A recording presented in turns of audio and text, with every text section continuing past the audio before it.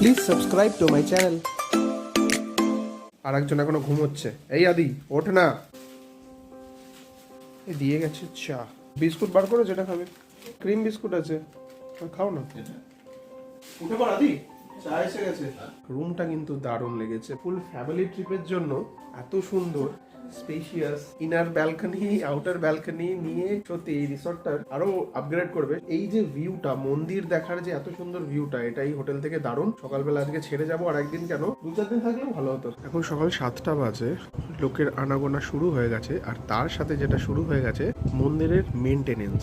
কালকে সারাদিন আমি দেখছি এত বড় গার্ডেন, এই পুরো গার্ডেনটার মধ্যে জল দেওয়া হচ্ছে, সুন্দরভাবে রক্ষণাবেক্ষণ করছে।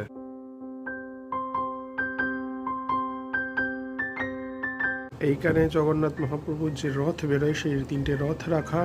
সুন্দর, যত দেখছি তত ভালো লাগছে। এই মন্দিরটা এত সুন্দরভাবে বানানো, চৈতন্য মন্দির। সকালবেলা উঠে গেছে, ব্রাশ করবে, চা রাখা রয়েছে, চা খাবে। চলো তাড়াতাড়ি রেডি হয়, ব্রেকফাস্ট করে এখান থেকে এখনকার আজকের ফেরার পথের প্ল্যান হচ্ছে এখান থেকে বেরোবো, ব্রেকফাস্ট করবো, চেক আউট করবো, তারপর যাবো ওল্ড দীঘা। সেখানে সি বিচটা মা তো এখনো জলে নামেইনি, বললাম আর একদিন স্টে করে যেতে। এই যে থাকবে না। থাকতে আমাদের সবারই ইচ্ছা করছিল, হয়তো থেকেও যেতাম প্রথম দিন যদি বাবার শরীরটা ওরকম খারাপ না হতো। আর তারপরে এটা না রিয়েলাইজ করতাম যে দীঘা এখনো কার্ডিয়াক এমার্জেন্সির মতো সিচুয়েশন ডিল করার জন্য প্রস্তুত নয়।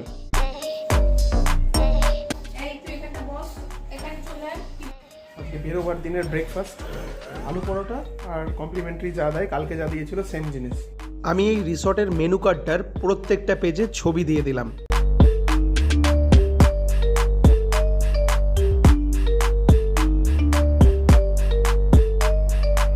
আজকের মতো দীঘা ঘোরা শেষ, ব্যাগ প্যাকড হয়ে গেছে। 9:30 চেক আউট, এখন 9:25 অন টাইম। ঘুরতে এসেছি যখন ফেরত যেতেই হবে, যেতে একদমই ইচ্ছা করছে না। এবার বেরোনো যাক বাড়ির উদ্দেশ্যে, আবার আসবো। এই চৈতন্য মন্দির দারুণ সুন্দর হয়েছে। এইটা পর্যটনকে অনেক একটা আলাদা মাত্রা দিল, আমার তো খুব ভালো লাগলো। পলিটিক্সের ঊর্ধ্বে। এই যে সব থেকে লেট, মাল চলে গেছে, গাড়ি প্যাক হয়ে গেছে, এখন বলছে লিপস্টিক সুটকেসে চলে গেছে। তো নিচে গিয়ে লিপস্টিক মাখতে হবে, কিছু করার নেই। আমি ফ্রেশ হতে গিয়েছিলাম, ততক্ষণে লাগেজই সব নিয়ে চলে গেছে, আমার লিপস্টিকও চলে গেছে। আরে বিনা লিপস্টিকে ঘুরতে আসা যায়? ঘোরার জন্য লিপস্টিকটা তো দরকার। ঘুরতে আসা যায়, এখন তো যাওয়ার টাইম। আরে যাই হোক না কেন, মানে এখন তো বেরোবার সময় তো একটুখানি টুকটাক ঘুরে ঘুরেই তো ফেরত যাবো না? মানে ফেরার সময় একটু ঘুরে ঘুরে ফেরত যাবো। বিশ্বাসে মিলায় বস্তু, তর্কে বহু দূর। চৈতন্য মন্দির ভিউ দারুণ ছিল। Bye bye. রুমটাও দারুণ ছিল। বেরোবার সময় এই হোটেলের একটা ছোট্ট করে ভিডিও বানাচ্ছি। এই গেট দিয়ে ঢুকে এই হচ্ছে রিসর্ট, হোটেল না, বারবার বলে ফেলছি হোটেল, এটা রিসর্ট। গেট সব সময় বন্ধ থাকে। আর এইখানে সব থেকে বিশাল প্লাস পয়েন্ট হচ্ছে এখানকার গার্ডেন, যেখানে বসে খুব সুন্দর টাইম পাস হয়। এইখানে ঢুকে এইখানে বলছে সুইমিং পুল হবে আর কিছু কটেজ তৈরি হবে, একটা দুটো, যাই হোক। চাষের বেগুন, লাউ গাছ সবই উঠছে, মানে জায়গা অনেক আছে, থাকার জায়গা অনেক। ব্যাক সাইডেও রুম আছে যেগুলো টেম্পল ফেসিং নয়। রুমটা কেরম তো দেখিয়েছি। আমাদের লাগেজ ঢুকে গেছে, রুম ছেড়ে দিয়েছি। এবার রুমের ভিউ। এইটা হচ্ছে ফার্স্ট 4 বেডেড রুম একটা, 4 বেডেড রুম দুটো, আর এইগুলো নর্মাল। এইখানে বসে লন। ডাবল বেডরুম, এখানে এই দুটো, এর উপরে দুটো, আর 4 বেডেড এখানে একটা, এখানে একটা। এই হচ্ছে রুম, আর বাকি পেছনে সব ডাবল বেড, টেম্পল ফেসিং নয়। এদের কিচেন, ওইখানে যে লোকটা ঢুকে গেল ওখানে কিচেন, নিচেই খাওয়াটা। রুমটা হচ্ছে এইটা, রিসেপশন। দারুণ জায়গা, এক্সেলেন্ট ভিউ, এক্সেলেন্ট ভিউ। এইখানটার জন্যই খুব ভালো, টেম্পল দেখা যায়, গার্ডেন মেনটেনিং, দারুণ। আমাদের দুদিনের এই দীঘার ট্রিপটা খুব ভালোভাবেই শেষ হলো। তোমাদের আর একটা ইনফরমেশনও দিয়ে রাখি, যদি এই দীঘা মন্দিরের ভোগ প্রসাদ বা অন্যান্য প্রসাদ তোমরা রুমে বসে পেতে চাও, সেটাও কিন্তু পেতে পারো। স্ক্রিনশটটা একবার দেখে নাও। যদিও আমরা অর্ডার করিনি, তাই কোয়ালিটি বা স্ট্যান্ডার্ড কিরম বলতে পারবো না। তোমরা যদি অর্ডার করো আর পেয়ে থাকো, তাহলে অবশ্যই আমায় কমেন্ট করে জানিও। এবার আমরা চললাম দীঘার বেঁচে থাকা অল্প একটু ঝাউবনের ঠিক মাঝখান দিয়ে, সমুদ্রের ধারে। হ্যাঁ, এখানে তুমি রিসর্ট থেকে কিন্তু ওয়াকেবল হেঁটেও যেতে পারো। আর এই রাস্তার একদম পাশেই তৈরি হচ্ছে দীঘা নেচার পার্ক। এইখানে হচ্ছে মাসির বাড়ি, উপরে লেখা রয়েছে জগন্নাথের মাসির বাড়ির দুয়ার। চোখে পড়লো তাই চলে এলাম। রিসেন্ট দীঘা গেছিলাম যখন, তখনও এই জায়গাটা চোখে পড়েনি, কারণ এটা একেবারে সদ্য তৈরি হয়েছে। দীঘা মন্দিরের সাথে মাসির বাড়িও তৈরি হয়েছে। দীঘা এলেও এই জায়গাগুলো কিন্তু আমারও দেখা নয়, বাবা মার সাথে আমারও প্রথমবারই হচ্ছে।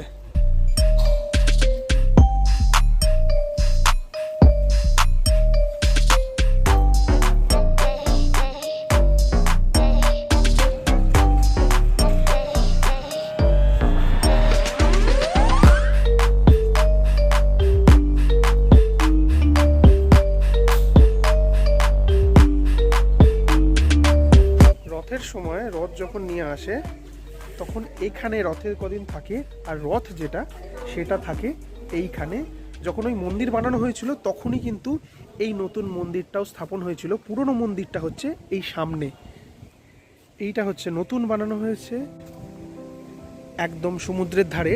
এইটাও প্রথমবার দেখা।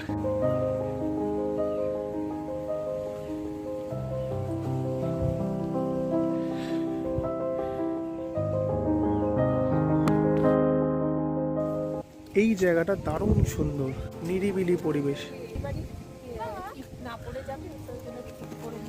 আচ্ছা, মাসির বাড়ির টিপ পরে নিলে দারুণ সুন্দর। এই জায়গাটা কি খুব সুন্দর, সমুদ্রের ধারটা একটা আলাদা অনুভূতির সাথে দেখলাম।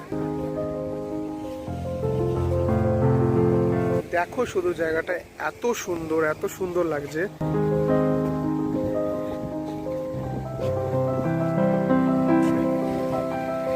কিচ্ছু পাবো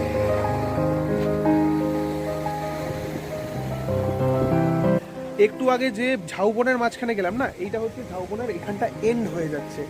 দীঘার ঝাউবন আর এইটুকুই বেঁচে। আমরা গেছিলাম ওই দূরে যে ঝাউবন দেখা যাচ্ছে, এই দুটোর মাঝখান দিয়ে ওই রোডটা বেরোচ্ছে, আমরা ওইখানে এসেছিলাম। ওটাতে এসছি যখন আমি ক্লাস 11-এ পড়ি। তখন একবার দীঘা এক্সকারশনে এসে, দীঘাতে এবিটি এর গেস্ট হাউস আছে, ওখানে ছিলাম আমরা সব বন্ধুরা মিলে। তখন এই ঝাউবনের মধ্যে দিয়ে কোনো কিছু ছিল না, বালি শুধু, এখানে শুধুই বালি।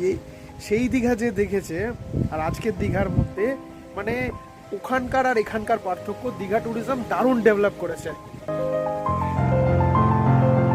মা তো সমুদ্রে নামেইনি, তাই এখানে আদি নিয়ে এসছে ঠাম্মি দাদুকে সমুদ্রের জলে পা দেওয়ার জন্য। এখানে সুন্দর রেলিং করে একদম ঘাট অবধি।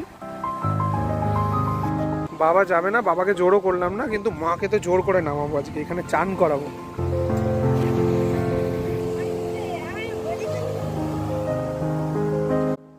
আমরা যেখানে থাকি সেখান থেকে দীঘার সমুদ্রটাও অনেক দূরে, তার থেকেও দূরে দার্জিলিং। যদি এই সমুদ্র বা ওই পাহাড় বাড়ির একটু কাছে হতো। তারপরে মনে পড়ে না, পাশে গঙ্গা তো আছে, আর তার সাথে আছে আমাদের হেরিটেজ চন্দননগর স্ট্র্যান্ড। আমাদের মানুষের বানানো এই সমাজে থাকতে থাকতে যখন একঘেয়ে লাগতে শুরু করে, তখন আমাদের ওই চন্দননগর স্ট্যান্ড আমাদের অক্সিজেন যোগায়। আর একজন ওইখানে বসে গেছে, বললো নামতে পারবো না, তাই আমি জোর করলাম না, কিন্তু মাকে নামিয়েছি আমি এখানে।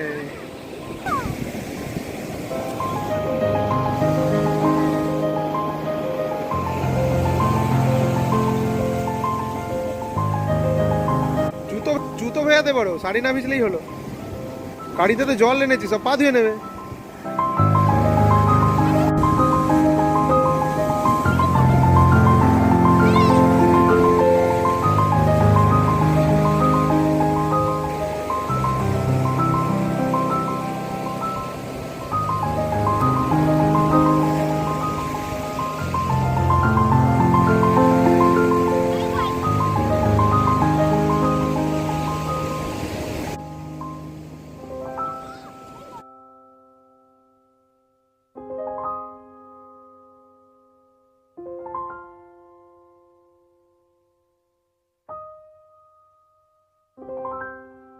এবার ওল্ড দীঘাটা দেখাতে নিয়ে এসেছি। এইদিকে রাস্তা ধরে সেই সিহকের পেছন দিয়ে সিগলের কাছ দিয়ে গিয়ে ওই রাস্তাটা পুরো দেখিয়ে আনলাম। এসে এইখানটা একটু দাঁড়িয়েছি, কারণ আদি আর রিমি এই ওল্ড দীঘার পার্কের ভেতর গেছে। ওল্ড দীঘার মতো নিউ দীঘার পুরো ধারটা এরকম সুন্দর বানানোর একটা প্রচেষ্টা চলছে, এটাও হয়ে যাবে। বারবার বলছি, দীঘা পর্যটন হিসেবে দারুণ ডেভেলপ করছে। কালেকশন ব্যাগ নিয়ে গেছিল সমুদ্রের ধারে কালেকশন করতে। কত টাকা তুললি?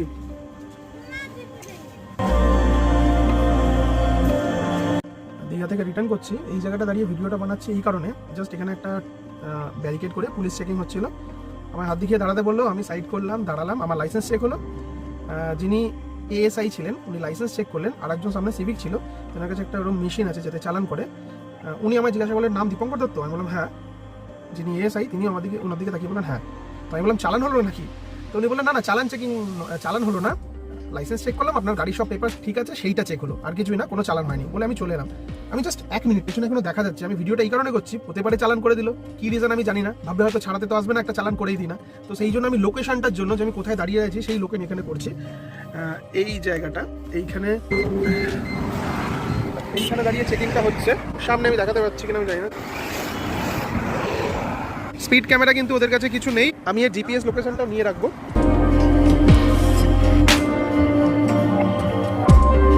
কারণ হচ্ছে যদি চালান আসে সেই কারণে, কি কারণে চালান বিশ্বাস নেই তো। পুরীতে যখন গেছিলাম তখন এক্সপিরিয়েন্সটা ভালো ছিল না। গাড়ি হোটেলের মধ্যে ঢুকিয়ে দিয়েছি, পুরী হোটেলে। তারপরে গাড়ি বেরিয়েছে যেদিন আমরা ফেরত এসেছি। সব ট্রিপ ওখানে আমরা ওটিডিসিতে করেছি, তা সত্ত্বেও ওখানে একটা চালান এসেছিল।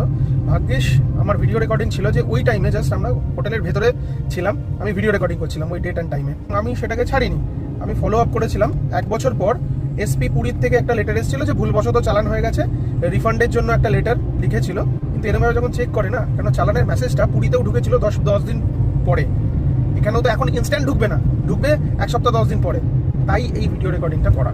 জাস্ট আমার বাঁ হাতে ক্রস করলো মরিশদা থানা, 2 কিলোমিটার 3 কিলোমিটার হবে হয়তো যেখানে চেকিংটা হচ্ছে। তো অবভিয়াসলি এই থানার আন্ডারই হবে মরিশদা থানা।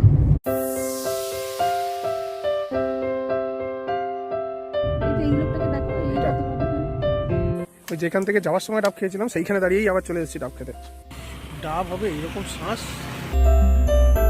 আমার আবার এইরকম খেতে বেশি ভালো লাগে। নারকেলের মতো শক্ত না, নরম নরম।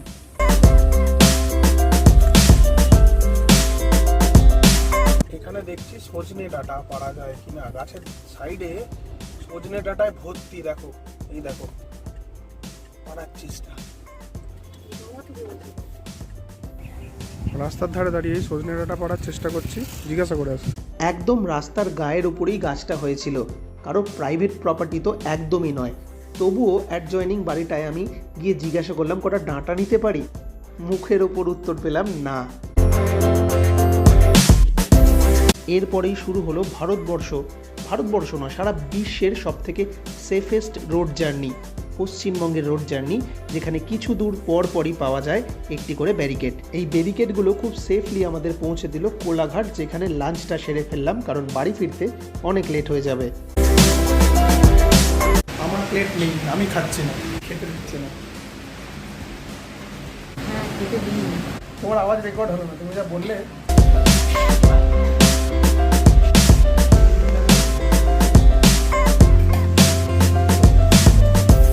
আমি দেখতে পারিনি।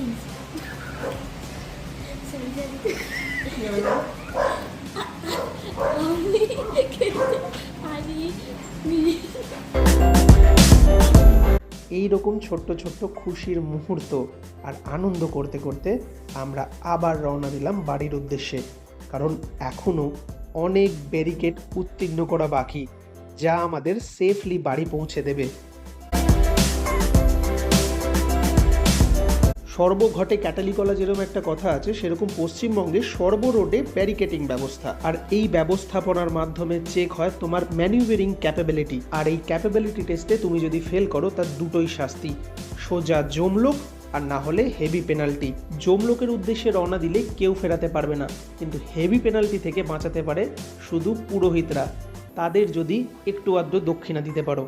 আমি একবার এক পুরোহিতকে জিজ্ঞাসা করেছিলাম, আচ্ছা এই ব্যারিকেডিং ব্যবস্থাটা তুলে দিলেই তো হয়, রাস্তার ট্রাফিকও স্মুথ হয়ে যায়, এই জমলোক যাওয়ার ভয় বা হেভি পেনাল্টি এসবও আর থাকে না। তার উত্তর শুনে আমার চোখে জল চলে এসেছিল। নৈবেদ্যের চালে কি আর শুধু সংসার চলে, যদি দক্ষিণাই না পাই।